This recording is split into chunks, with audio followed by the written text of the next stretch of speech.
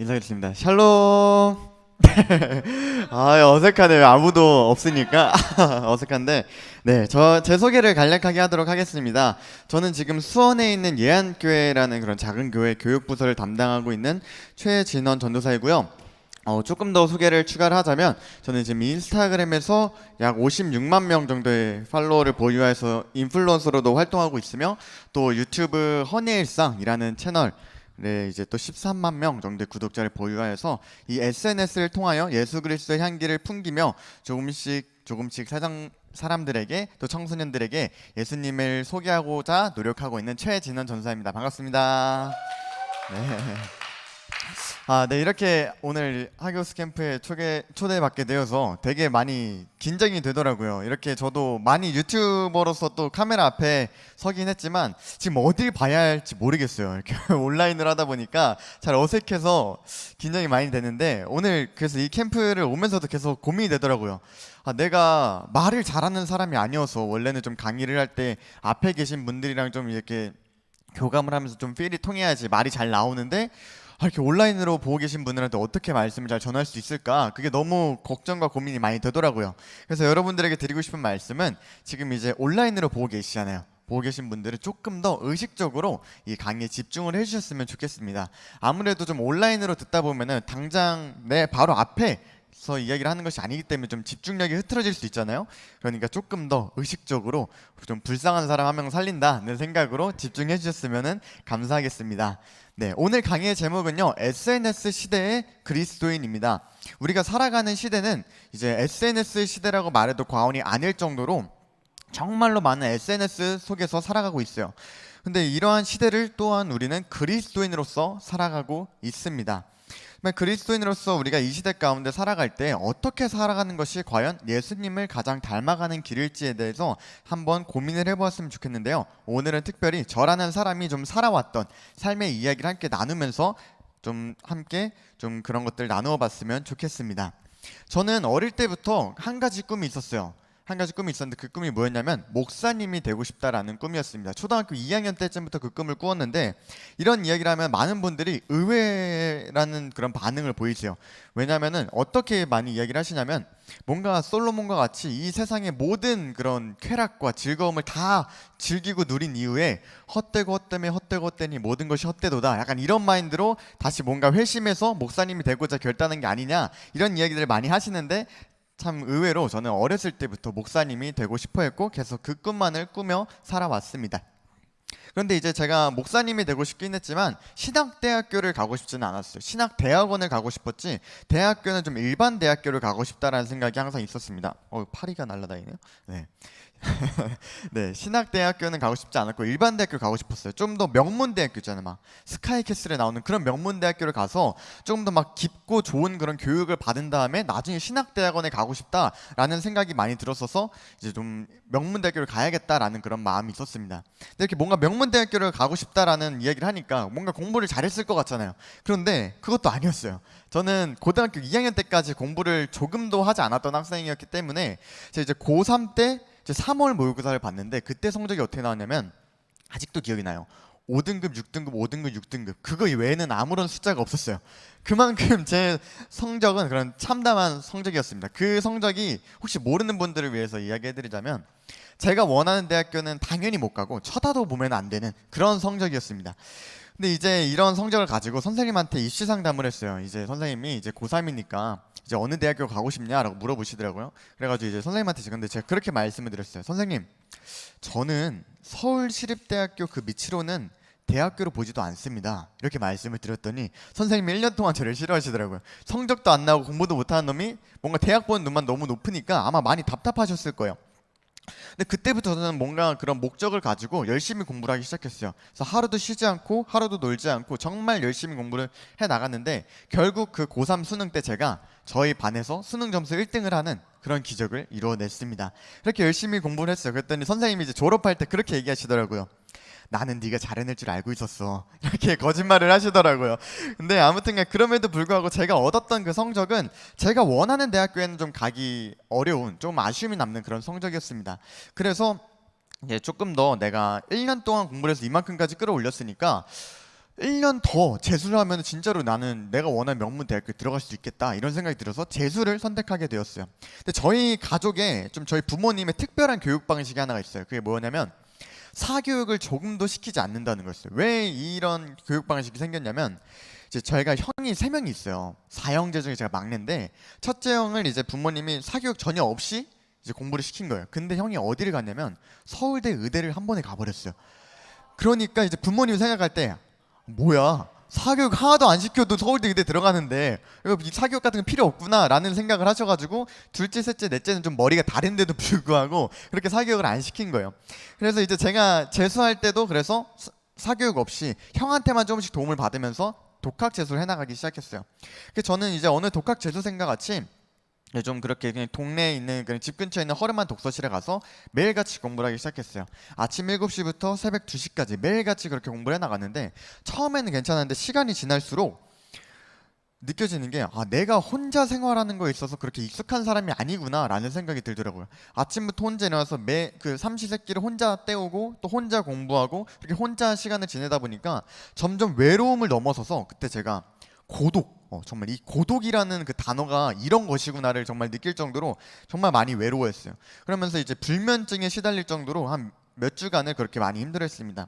그렇게 이제 힘들어하고 있는 중에 저희 어머니께서 제가 이렇게 힘들어하신다는 걸 알게 되시고 또 이게 저를 이제 상담을 많이 해주셨어요. 그래서 신앙적으로 이렇게 잘 극복할 수 있도록 많이 조언을 해주셔서 이제 그렇게 잘 다시 하나님께 의지하면서 극복하면서 이겨내긴 했지만 뭔가 여전히 제 마음속에 있는 심심함, 제 안에 있는 그런 제가 이렇게 추스를 수 없는 저의 관종기 뭔가 이런 것들을 뭔가 어떻게 해야겠다는 그런 마인드가 막 생기는 거예요. 그러던 중에 제가 한 가지를 알게 되었는데 그 한 가지를 통해서 어떻게 보면은 제 인생이 좀 더 파란만장해지고 어떻게 보면 지금 이 자리까지 올 수 있게 해준 그런 일이 벌어지게 됩니다. 그게 뭐였냐면 바로 인스타그램이라는 어플을 제가 발견하게 된 거였어요. 그때가 2015년도였는데 그때 당시에는 이제 인스타그램 하는 분들이 굉장히 많이 없었어요. 근데 그때 제가 딱 인스타그램을 봤는데 너무 매력적인 거예요. 내가 사진을 올렸을 때 모르는 사람들이 댓글 달아주고 좋아요를 눌러주고 뭔가 저의 그 관종기를 제대로 뭔가 채워줄 수 있는 그런 어플이겠구나라는 생각이 들어서 그때부터 이제 심심할 때마다 사진을 찍어 올리기 시작했어요. 뭐 교회 가는 사진들도 올리고 셀카들도 올리고 막 그렇게 올렸는데 좀 오글거려도 처음에 이제 막 해시태그를 달면서 샵 셀스타그램, 샵 얼스타그램, 샵 마팔하면 샵 선팔, 선팔하면 마팔 막 이런 식으로 막 그런 각가지 막 해시태그를 달아가면서 이렇게 막 인스타그램 해나가기 시작했어요.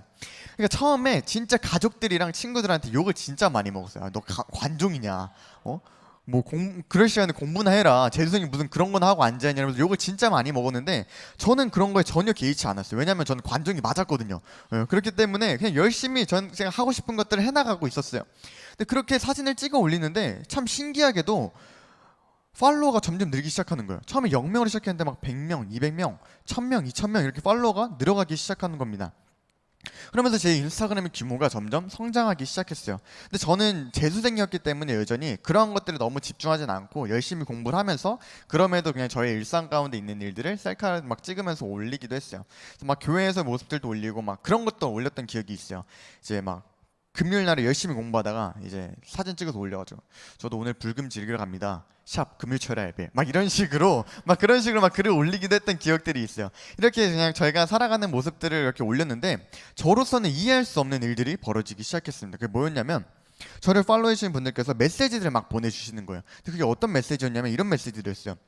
진호님 저도 교회 다닙니다. 보기 너무 좋아요. 막 이런 이야기부터 저에게 이런 신앙적인 고민이 있는데 혹시 들어주실 수 있나요? 이런 이야기 또 혹은 제가 어렸을 때는 교회 다녔었는데 지금은 교회 안 다닌 지 진짜 오래됐던 것 같아요. 근데 진호님이 올린 사진들을 보다 보니까 저도 자꾸 그 교회에 대한 생각이 나서 교회 나가고 싶어졌어요. 교회 나가려고 해요 등 여러 가지 좋은 그런 신앙적인 메시지들을 보내주기 시작했어요. 이렇게 뭐 교회 다니는 분들, 교회 다녔던 분들 아니면 혹은 교회에 정말 안 좋은 생각, 안 좋은 이미지들이 있으셨던 분들 그런 분들까지도 좋은 이야기들을 보내주시는 일들이 일어나기 시작했습니다. 그런데 그 당시에는 사실 그렇게 크게 생각하지 않았어요. 신기하긴 했지만 그냥 별로 대수롭게 생각하지 않고 그냥 메시지가 오면은 답장만 열심히 해드렸습니다. 그런데 그렇게 그냥 저는 계속 저의 삶들을 꾸준히 올려나갔어요. 그리고 이제 결국 재수하는 날 이제 대망의 수능 날이 찾아왔어요. 제가 수능을 어떻게 봤을 것 같나요? 제 재수를? 네, 제 재수는요 망했어요. 인스타그램 때문인지 모르겠지만요 폭망했어요. 예, 폭망해가지고 지금 이렇게 웃으면서 이야기하지만 그때는 진짜로 정말 열심히 준비했기 때문에 수능날 보고 나와서 진짜 나오자마자 그 교문 앞에서 주저앉아서 막 펑펑 울었을 정도로 그렇게 많이 힘들어했어요. 그래서 저는 이제 삼수를 해야겠구나라는 생각이 들었어요. 왜냐면은 내가 성적이 안 나와서 못 본 게 아니라 진짜로 컨디션이 안 좋아서, 이게 변명이 아니라 진짜로 컨디션이 안 좋아서 망했던 거예요. 그래서 이제 내가 삼수를 해서 진짜 명문대학교 가야겠다라는 생각이 있었는데 부모님이 막 뜯어 말리시더라고요. 너무 또 혹시나 또 컨디션 안 좋아 또 내년에 못 보면 너무 망하는 거잖아요. 그래서 시간 날릴 것 같으니까 그래서 너 어차피 목사님 되고 싶으니까 신학대학교에 가라. 신학대학교에 가서 좋은 사람들 만나고 신학 공부하면은 좋은 목사님 될 수 있다. 그렇게 많이 이야기를 해주시더라고요. 그래서 막 고민하다가 한 달 동안 고민하다가 결국 제가 지금 다니고 있는 총신대학교 신학과에 진학을 하게 되었습니다. 그렇게 저는 갑작스럽게 이제 신학교를 가게 되어서 신학을 공부하는 신학생이 되게 되었고, 또 교회에서는 과분하게 또 전도사라는 자리를 주셔서 유초등부를 섬기면서 교육 전도사로서 사역을 하게 되었어요. 그리고 그때에도 여전히 이제는 저의 삶의 동반자라고도 할 수 있는 그 인스타그램을 계속 하고 있었는데, 그 인스타그램에는 더더욱 저의 그런 삶의 모습들 가운데 기독교적인 교회와 관련된 그런 소식들이 더 많이 올라오게 되었습니다. 근데 그런 게 참 신기한 것은 무엇이냐면요, 그럴수록 더 많은 메시지들이 왔다는 거예요. 1년, 2년, 3년 오랜 기간 동안 저에게 그런 많은 신앙적인 메시지들이 왔는데, 처음에는 그냥 그런가 보다 했어요. 아까처럼 그냥 신기하다 그 정도만 생각을 했는데, 이게 너무 많이 쌓여 가다 보니까 이거 뭐지? 좀 심상치 않다라는 생각이 들었던 거예요. 왜냐하면요, 제가 그동안 경험하여 알고 있기로는 신앙적인 교제와 뭔가 신앙적인 마음의 움직임, 신앙적인 결단, 이런 것들은 흔히 그냥 교회 안팎에서 얼굴과 얼굴을 맞대고 보면서 그렇게 뭔가 함께 교제를 나누는 가운데서 일어나는 것으로 알고 있었는데, 지금 이 인스타그램이라는 SNS 매개체를 가운데 끼고 이런 뭔가 신앙적인 일들이 일어나는 것이 저한테 너무나도 이상하게 다가왔어요. 그래서 고민을 하기 시작했어요. 왜지? 왜 이런 일들이 벌어지는 거지? 그럼 이렇게 고민하고 기도하는 가운데 한 가지 사실을 깨달아졌어요. 뭐였냐면, 이 시대의 문화라고 할 수 있는 이 SNS를 통하여서도 하나님께서는 역사하시겠구나. 하나님께서는 이 문화를 통하여서도 역사하시기에, 이 세대의 역사하시기에 충분히 위대하신 하나님이시구나를 깨닫게 되었습니다. 그러면서 또 저에게 한 가지 있었던 고민이 해결이 되었어요. 항상 고민을 했어요. 왜 팔로워가 늘어가지? 왜 팔로워가 계속해서 늘어가는 거지라는 그 고민들이 있었어요. 내가 이 정도의 사람은 아닌 것 같은데 왜 늘어나는 거지에 대한 고민이 있었는데, 그 고민에 대한 답이 내려졌습니다. 하나님께서 이러라고 나에게 영향력을 주셨구나. 이 SNS를 통하여서 조금이라도 하나님을 드러내라고 나에게 이런 영향력을 주셨구나 라는 것을 깨닫게 되었습니다. 그래서 저는 그때부터 이 SNS 또한 그런 사역의 도구로서 생각하게 되었고, 저의 일상 가운데 복음을 녹여내며 살아갈 수 있도록 더욱더 열심히 정진하게 되었어요. 그렇게 제가 인스타그램이라는 SNS를 통하여 이제 문화사역을 막 해나간다고 하고 있었는데, 제가 문화사역을 하는 거에 있어서 굉장히 뭔가 저에게 큰 결점이 한 가지가 있다는 걸 알게 됐어요. 뭐였냐면, 제가 인스타그램 안 개구리였다는 거예요. 제가 인스타그램은 아까 말씀드렸던 것처럼 15년도부터 시작했기 때문에 꽤 오랜 시간 전부터 잘 열심히 해왔어요. 그런데 제가 지금은 유튜버로서 어떻게 보면 또 이 자리에 나왔지만, 제가 유튜브라는 플랫폼 자체를 18년도에 처음 알았어요. 처음 알았고, 그리고 그러다 보니까 또 제가 고등학교 때부터 이제 게임을 아예 접었다 보니까 뭔가 이제 다음 세대 친구들이 즐겨하는 뭔가 뭐 게임이나 뭐 문화들, 뭐 그 동영상들, 이런 것들을 전혀 알지 못하고 있었던 거예요. 그래서 내가 좀 많이 부족하구나, 좀 내가 더 열심히 노력을 해야겠구나라는 생각을 가지고, 그때부터 뭔가 이제 열심히 막 유튜브도 많이 찾아보고, 막 많은 친구들이 하는 그런 게임들, 막 배틀그라운드 막 이런 것들도 한 번씩 해보고, 그렇게 열심히 막 그런 친구들이 경험하는 문화들 나도 경험하려고 막 노력을 하고 있었어요. 근데 그때 느낀 게 너무 재밌더라고요. 그게 특히 유튜브가 너무 재밌었어요. 저는 한 몇 주 동안 거기에 빠져서 살았어요.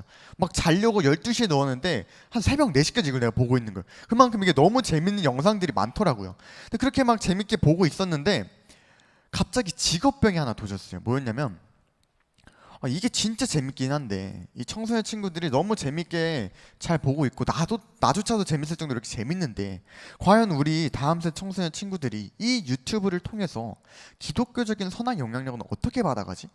그 당시에만 해도 너무나도 음란하고 폭력적인 그런 영상들이 항상 실시간 급상승 동영상이, 인기 동영상이 항상 올라와 있을 때였어요.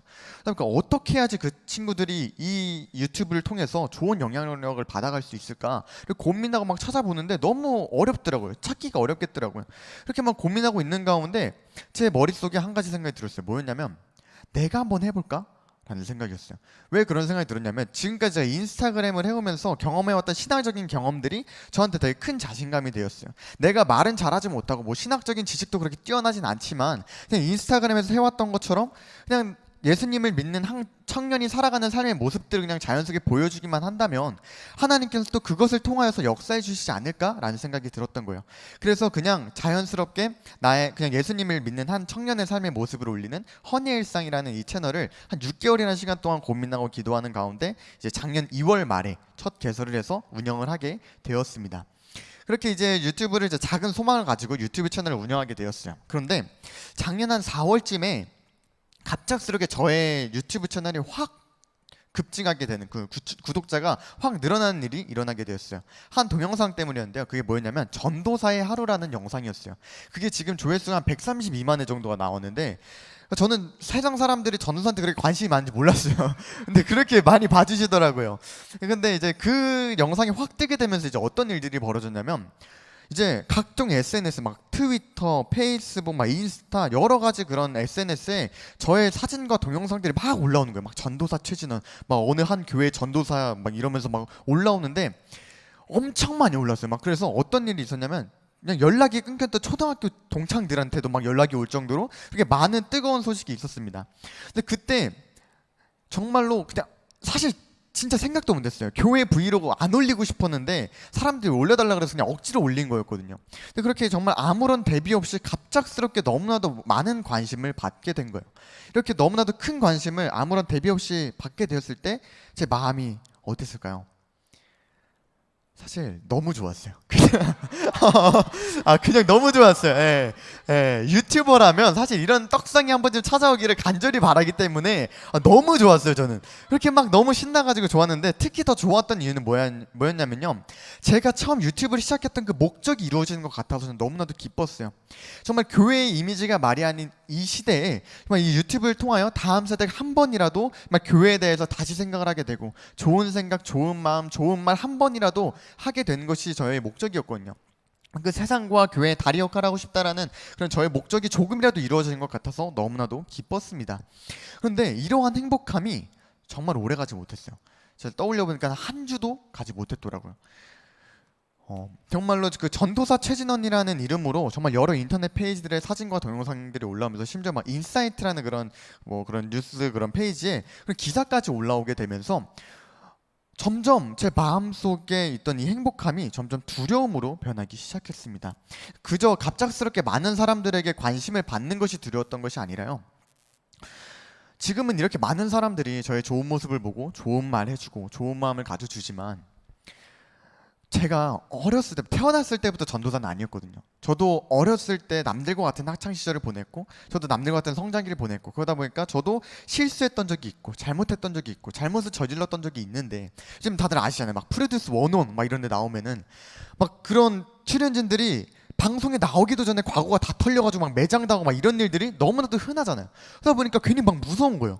나도 모르는 나의 과거들이 막 털려서 갑자기 막 그런 것들이 올라와서 세상 사람들이 그걸 보고 나를 욕하고 또 교회를 욕하고 하나님을 욕하게 된 이런 일들이 벌어지면 어떡하지? 또 이러한 두려움과 또 추가로 이제 사람들이 나라는 사람을, 정말 많은 사람들이 전도사 최진원을 알게 되었는데, 그러면은 이제 나에게 그런 도덕적인 높은 기준이 매겨질 텐데 내가 그거를 정말 잘 감당하면서 살아갈 수 있을까? 그래서 저의 그런 행동 하나하나가 너무나도 부담스러워진 거예요. 그래서 그 당시 횡단보도 하나하나 건널 때 그것도 너무 부담스러웠어요. 막 작은 횡단보도 신호등도 없을 때 뭔가 그렇게 이렇게 여기 횡단보도 있는데 이 옆으로 건너면은 누가 보고 욕할 것 같고, 그럼 막 편의점 열 때 아이스크림 이거 문 열고 아이스크림 고르면 누가 보고 욕할 거고, 막 진짜로 그 정도로 막 부담스러울 정도로 너무 막 힘들었어요. 그렇게 막 두려움과 부담감들이 그 당시에 생각보다 저를 너무나도 많이 억제였어요. 그래서 정말 언제 누군가에 의해서 나의 그런 죄들이 드러날지도 모른다는 두려움, 또 내가 앞으로 살아가는 삶의 행동에 있어서 그러한 행동들이 나에게 너무나도 큰 부담감으로 들어오면서 정말 그 당시에 이제 시험 기간이었는데 아침부터 잠에 들기 전까지 너무 힘들어서 어떻게 했냐면요, 하루 종일 말씀을 읽었어요. 하루 종일 기도했어요. 제가 신앙이 좋아서 그랬던 게 아니라 제가 그렇게 안 하면 너무 불안해서 미쳐버릴 것 같아가지고 정말 그렇게 막 매일같이 하나님 붙잡으면서 막 그렇게 살았어요. 너무 불안해서 마음이. 막 그렇게 하루하루를 보냈는데, 그렇게 막 열심히 말씀 읽고 기도하는데도 제 마음속에 그 불안함이 안 없어지는 거예요. 그래서 제 머릿속에는 계속 그 최악의 시나리오들이 그려지는데, 그 최악의 시나리오가 끝이 뭐였냐면 이런 거였어요. 이 세상에 나를 좋게 바라봐주던 그 모든 사람들이 모두 다 나를 떠나가고 나 혼자 남게 되어서, 정말 나를 좋아하는 친구들, 뭐 내 여자친구 다 나를 떠나가고 이 세상에 그냥 나 홀로 남게 되는 그런 것이 바로 그 최악의 시나리오의 끝이었습니다. 그때 정말로 어떤 생각이 들었냐면, 이 세상에서의 삶을 포기하고자 하시는 분들 심정을 이해할 수 있겠더라고요. 그렇게 많이 힘들어하고 있었습니다. 그렇게 괴롭고 절망스러워하는 가운데 갑자기 한 가지 생각이 들게 되었어요. 어떤 생각이었냐면, 근데 내가 그렇게 괴롭고 절망스러워하는 그 상황 속에서도 하나님은 여전히 살아계시잖아. 그리고 그 하나님은 이 세상을 만드시고 지금도 다스리고 계시는 분이시잖아요. 그 살아계신 하나님은 여전히 선하시고, 그 여전히 선하신 그 하나님은 여전히 나를 사랑하시잖아. 그럼 그 절망스러운 상황 속에 내가 처할지라도 그것 또한 선하신 하나님의 뜻 가운데서 이루어진 일이니까 하나님은 또다시 나를 선한 길 가운데 이끌어 가시지 않을까라는 생각이 들기 시작했습니다. 그리고 그 절망 가운데 있던 저에게 이러한 소망이 생기게 되었고, 저는 그 두려움과 절망 속에서 그 소망을 바라보면서 다시 나아갈 수가 있게 되었어요. 제가 언제까지 이러한 사역을 할 수 있을지 모르겠어요. 그런데 저는 하나님께서 써주실 그때까지 계속해서 해나가고 싶습니다. 이 악한 시대 가운데 살아가는 여러분들이 조금이라도 한 번 더 하나님을 생각하고 하나님에 대한 마음을 품을 수 있도록 최선을 다해 노력을 하고 싶어요. 그래서 이 세상은 계속해서 이 문화를 통하여 우리를 미혹하고 하나님과 멀어지게 만들지만, 저는 이 문화를 통하여 계속해서 하나님과 가까워지고 싶습니다. 그래서 정말 이 시대 가운데 복음을 전하기 위해, 이 문화를 통해 복음을 전하기 위해 최선을 다하고 싶습니다. 그리고 이것이요, 정말 그냥 단순히 저희 이야기가 아니라 우리 모두의 이야기가 되었으면 좋겠습니다. 이 시대가 너무나도 악하지만 이 시대 가운데 그리스도인으로서 당당히 바로 설 수 있는 저와 여러분들이 되었으면 좋겠어요. 아마 여러분들이 가장 잘 아실 거예요. 이 세상이 얼마나 악한지. 여러분들이 매일같이 하시는 그 페이스북, 인스타그램, 트위터, 뭐 다양한 그런 SNS 플랫폼들을 켜보세요. 과연 그 가운데에서 우리가 하나님을 찾을 수 있습니까? 과연 우리가 매일같이 즐기며 그냥 히히덕거리면서 보는 그 컨텐츠들 가운데 과연 우리가 예수님의 향기를 찾을 수 있나요? 아니면 그 세상 사람들이 올리는 거 말고 우리가 매일같이 올리는 글들과 댓글들 속에서 과연 우리는 예수님을 찾을 수 있나요? 예수님을 드러내면서 살아가고 있나요?